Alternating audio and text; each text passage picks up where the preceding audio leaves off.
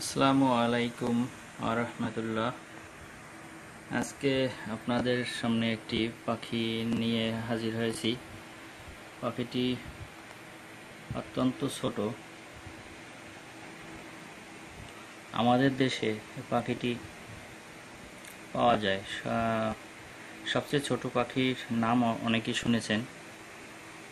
তো পাখিটির নাম হচ্ছে হার্মিং বার্ড।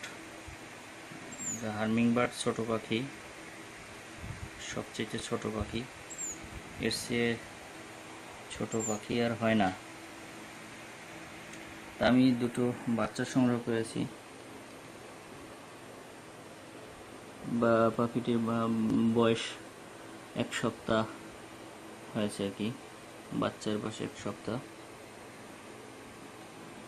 যে আমি পুষতেছি হার্মিং বার্ড। অবশ্য এগুলো মধু খায়, পাখিগুলোতে মধু খায়। মধু ছাড়া অন্য কোনো কিছু, যে কোনো গাছের ফুলের মধু এরা সংগ্রহ করে।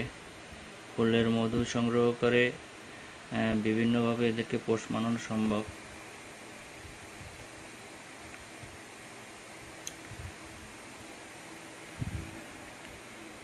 আমাদের দেশের মানুষগুলো অবশ্য এইগুলো নিয়ে চিন্তা ভাবনা একটু কমই করে। হার্মিং বার্ড অতি ছোট্ট একটি পাখি, যা দিয়ে আপনি ইচ্ছে করলে ভ্রমরের মতো মধু সংগ্রহের কাজে ব্যবহার করতে পারেন। তা অনেক ট্রেনিংয়ের ব্যাপার।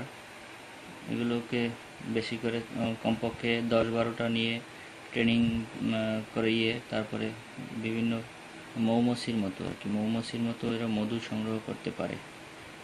তো এগুলো মধু সংগ্রহ করতে হলে অনেক সময়ের ব্যাপার এবং অনেক ধৈর্যর ব্যাপার। আমি চেষ্টা করতেছি, দেখি কি হয়। আজকে আপনাদেরকে আরও একটি জিনিস দেখাবো। এরা কিভাবে বাসা করে, এদের বাসাটা কিভাবে থাকে।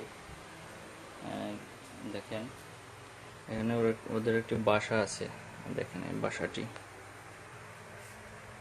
কিভাবে বাসাটি তৈরি করেছে, দেখছেন কত সুন্দর করে। এখানে তাদের আবার থাকার জন্য সামনে ঝাপের মতো আছে, ঝাপ দেওয়া। এটা হলো হার্মিং বার্ডের বাসা।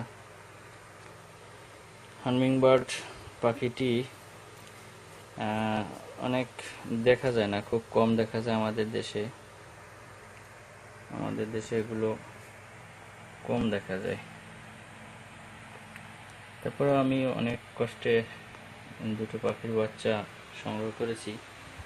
আমার একটি পাখির বাচ্চা অলরেডি মারা গেছে, একটা পাখি নেই, আর একটা এই আছে। তো ও ভালো আছে, খুব সুন্দর আছে, সমস্যা নেই ওর কোনো।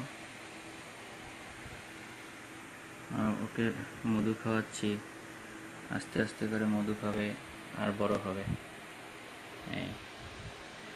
তো এই পর্যন্ত এই পাখিটা দেখানোর জন্য আজকে এই সামান্য ভিডিওটুকু করেছি। যে ভালো লাগে সাবস্ক্রাইব করে রাখবেন। পরবর্তীতে অন্য কোনো নতুন পাখি নিয়ে আসবো আপনাদের সামনে, এবং নতুন নতুন ভিডিও দেখার জন্য সাবস্ক্রাইব করে রাখবেন।